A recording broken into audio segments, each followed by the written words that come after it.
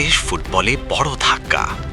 দেশের সেরা ক্লাবগুলোর একটি বসুন্ধরা কিংসের শুরু হয়েছে ধর্মঘট। খেলোয়াড়রা ট্রেনিং বন্ধ করে দিয়েছে। কেন?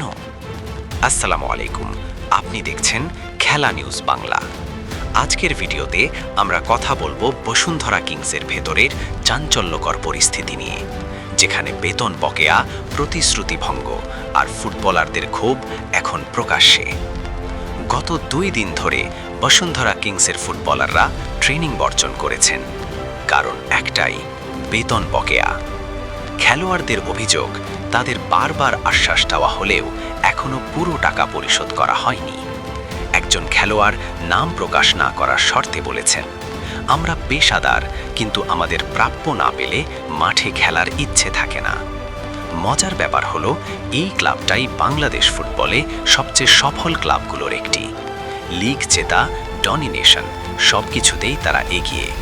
কিন্তু এখন সেই ক্লাবেই যদি এই অবস্থা হয়, তাহলে দেশের ফুটবলের ভবিষ্যৎ কোথায় দাঁড়াবে? এটা শুধু একটা ক্লাবের সমস্যা না, এটা পুরো সিস্টেমের সমস্যা, যেখানে খেলোয়াড়দের সিকিউরিটি নেই, পেমেন্ট অনিশ্চিত আর প্রফেশনালিজম প্রশ্নবিদ্ধ। এখন দেখার বিষয়, ক্লাব কত দ্রুত এই সমস্যার সমাধান করে আর খেলোয়াড়রা কবে মাঠে ফিরে আসে। আপনি কি মনে করেন, এই সমস্যার জন্য দায়ী কে? কমেন্টে আপনার মতামত জানাতে ভুলবেন না।